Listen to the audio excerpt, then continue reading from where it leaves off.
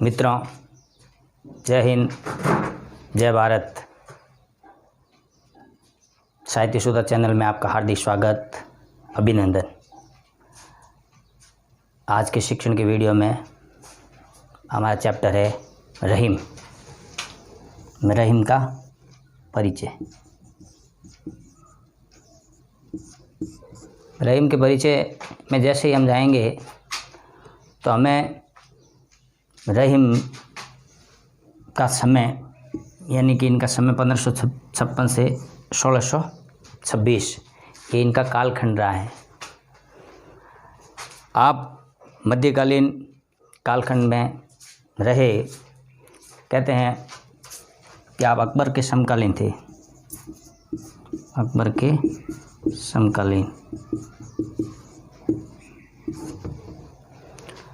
अब बात आती है कि आपके पिता अब्दुल रहीम बैराम खां।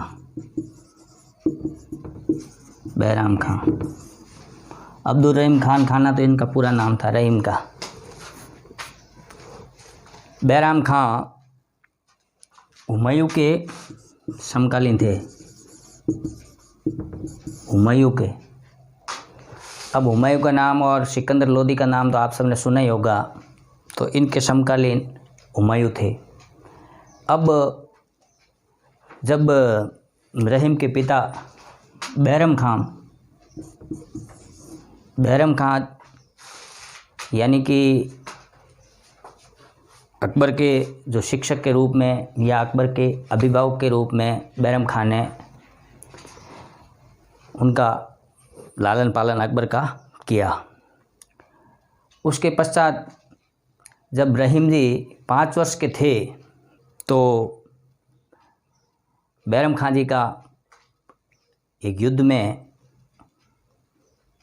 शहीद हो जाना, बलिदान हो जाना, या उनकी यानी रहीम के पिता की हत्या हो जाना, ऐसा कुछ दृष्टांत आता है। अलग अलग किताबों में अलग अलग दृष्टांत आते हैं, आप भी इसको कहीं न कहीं पढ़िएगा। फिर बात करते हैं कि जो अकबर के जो दरबारी कवि रहीम, भक्ति तो रहीम की भक्ति तो कृष्ण भक्ति। हमने कृष्ण भक्ति के अनेकों कवि, संत महात्मा कृष्ण भक्ति के कवियों के बारे में जानकारियाँ प्राप्त की होगी। तो रहीमदास जी भी कृष्ण भक्ति के रूप में उनकी जो अगाध श्रद्धा थी, अनन्य भक्ति, एक हमारे सामने आती है। फिर रहीम का जो बचपन है, जो बचपन सारा का सारा अकबर के सानिध्य में रहा और फिर उसके अनुसार वहीं पर अकबर के शाही खानदान परिवार में, शाही खानदान में आपका शिक्षण कार्य हुआ। और शिक्षण कार्य में उनकी माताजी का सहयोग और फिर उनका जो उनके अंदर जो गुण थे, उन गुणों का डेवलपमेंट यानी विकास, वह भी उनके माँ के सानिध्य में रह करके प्राप्त किए। आपके जो कहते हैं साहित्य प्रेमी, यानी कि आपकी जो कृष्ण के प्रति अगाध श्रद्धा थी, उस अगाध श्रद्धा में आपका सबसे बड़ा हाथ आपके माताश्री का रहा। माताश्री कहते हैं कि इनके मेवाती हरियाणा के लोग, उनमें हरियाणा प्रांत के मेवाती जमाल खां की एक सुंदर गुणवती कन्या के रूप में उनकी पहचान थी। अकबर ने अपने समय में जो सर्वोच्च सम्मान, जिसको मीर अर्ज कहते हैं,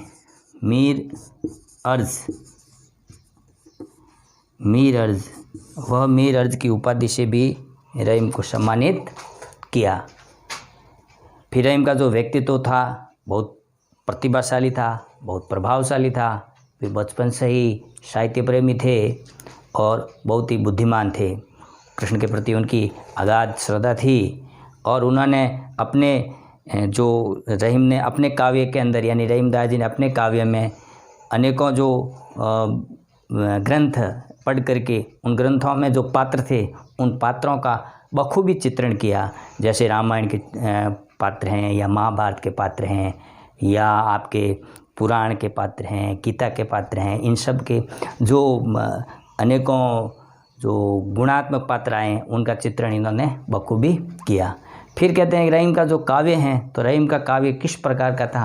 तो रहीम का काव्य हम जब पढ़ते हैं तो हमारे सामने आता है कि भक्ति, नीति, प्रेम और श्रृंगार का सुंदर समावेश आपने अपने काव्य में किया है। फिर बात आती है कि इनकी काव्य रचनाएँ, तो काव्य रचनाओं में इनके हमारे सामने हम पुस्तकें पढ़ते हैं तो हमारे सामने आती है दोहावली, यानी कि दोहावली तुलसीदास जी की भी हैं और रहीमदास जी की भी हैं। दोहावली, बरवे नाई का भेद, रास पंचाध्यायी, मदनाष्टक और नगर शोभा, ये इनकी काव्य रचनाएँ थी। फिर रहीमदास जी की जो काव्य रचनाएँ, उन काव्य रचनाओं के माध्यम से रहीम ने क्या कहा। तो रहीम ने हमारे यहाँ जो 12वीं का जो चैप्टर है जो दोहावली से लिया गया है, यानी कुछ रहीम के दोहे हैं, वह दोहावली से लिए गए हैं और उन दोहावली के माध्यम से यानी दोहे काव्यों के माध्यम से आपने यानी रहीम ने हमने परोपकार, सज्जनता, पर दुख कातरता, स्वाभिमान और लोक व्यवहार आदि की इन्होंने अपने काव्य के माध्यम से शिक्षा दी है। यानी जो रहीमदास जी का परिचय है, इस रहीम के परिचय के बारे में हमने शिक्षण किया भाइयों। जब रहीम का परिचय का शिक्षण हुआ तो हम आज इस रहीम के परिचय को अपनी जो फेयर कॉपी है उसमें लिख लें और लिख करके फिर इस जो आपका साहित्य सुधा चैनल है इसको लाइक और सब्सक्राइब करके शिक्षण का मोटिवेशन करें। जय हिंद, जय भारत।